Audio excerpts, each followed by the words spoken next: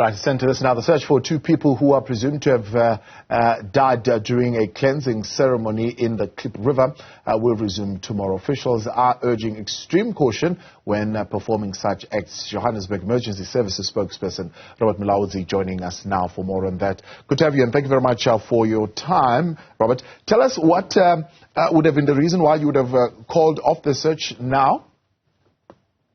Good evening, Brother Thabo, and to the viewers.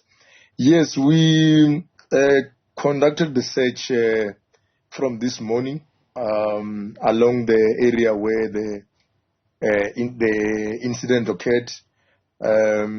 Today we were not successful. We didn't manage to recover the two young people, a 18-year-old girl and a 21-year-old boy. So we're looking at resuming again tomorrow morning, starting from the area where the incident occurred. Yeah. Looking at the strength of the current, the way it is flowing now, do you think they would still be in that vicinity, or they would have maybe drifted off a little bit further? Yeah, we believe that they might still be at the closer proximity of the incident where it occurred. If you look at that area, it's like our experience tells us that maybe we might still be able to locate them around that area. Looking at the previous incident, which we recovered the young 18-year-old boy who unfortunately also lost his life when he slipped and fell into a river stream in Kliptown a few days ago.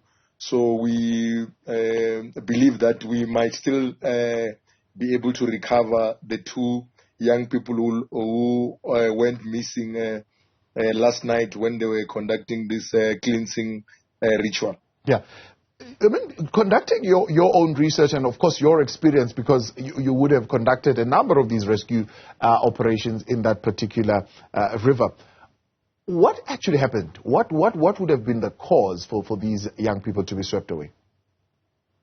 Yeah, Brother Thabo, we actually have a problem throughout the city of Johannesburg, especially around this the summer season. During this period, we see an increase in terms of the number of incidents where it can be church communities, it can be people who believe in various religions visiting most of our river streams.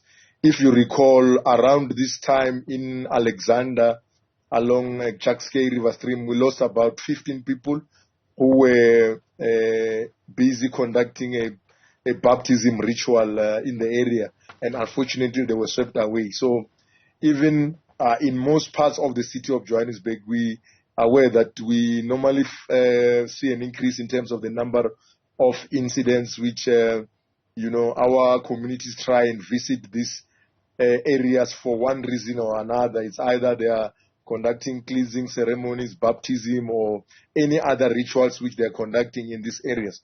Hence, Brother Thabo, as a service, we have intensified our public education efforts to make sure that our church communities are aware about the safety measures which they can take as and when they conduct these rituals, because you will be aware that South Africa is a democratic country where everyone is allowed to practice his or her religion.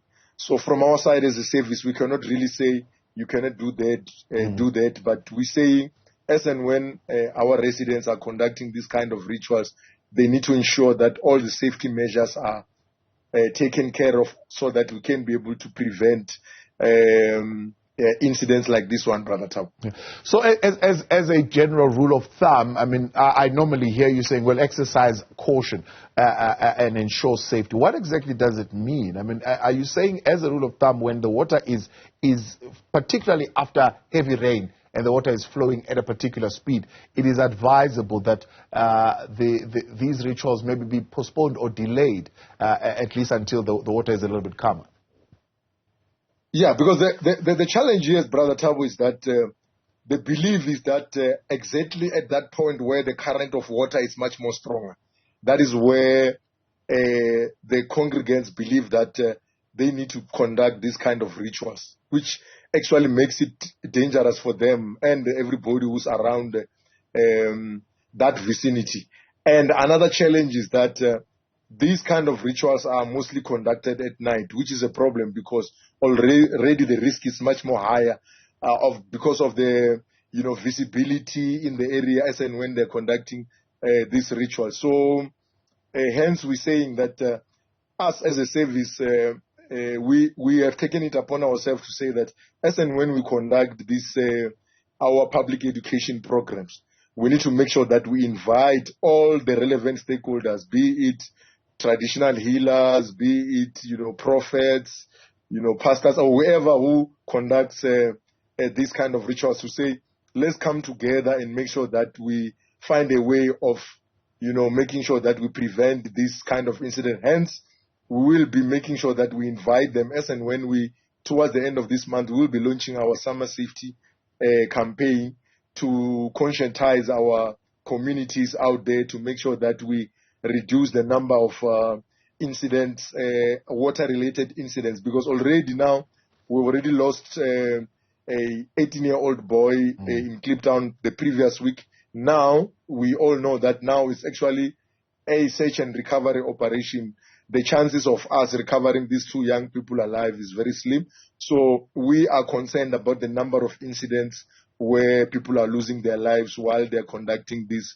It's either a cleansing ceremony or it can be a baptism or a ritual, whatever you call it. But we need to make sure that maybe as a city we have stringent maybe bylaws which will prevent people to conduct this kind of rituals throughout the city of Johannesburg. Yeah, especially at night. But I don't know if there is a sense that there could be buy-in from the traditional healers, from the prophets, from the pastors, to at least have an experienced aquatic practitioner while conducting these, at least on standby.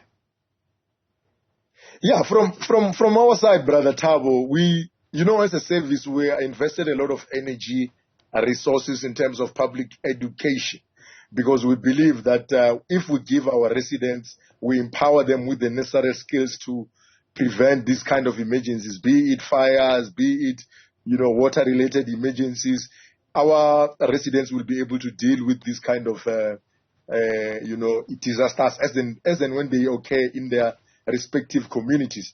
But to answer your question directly or your issue directly is to say that as long as, Brother Thabo, there's still this secrecy around this kind of rituals, I don't think that we will be able to win this war, because, for instance, if I don't see a problem where our services can be invited as and when these kind of rituals are being conducted, and then relevant stakeholders, like you suggested, to say the local fire services in the area, the public education officials in the area invited to be part of, that kind of setup, we can be able to reduce or prevent this kind of incidents. But as long as there's still this secrecy around, this kind of rituals, we will always have, these problems which we're facing now. Hence, we're saying to them, from our side, we are here, we are raising up our hands to say that we are available to make sure that, firstly, you get the necessary skills to ensure safety around the area where you're conducting this kind of rituals, and also to make sure that the area is safer as and when you're conducting this kind of rituals. Robert Mulaudzi, as always, much appreciated. Thanks for coming on. Johannesburg Emergency Services spokesperson there, Robert Mulaudzi.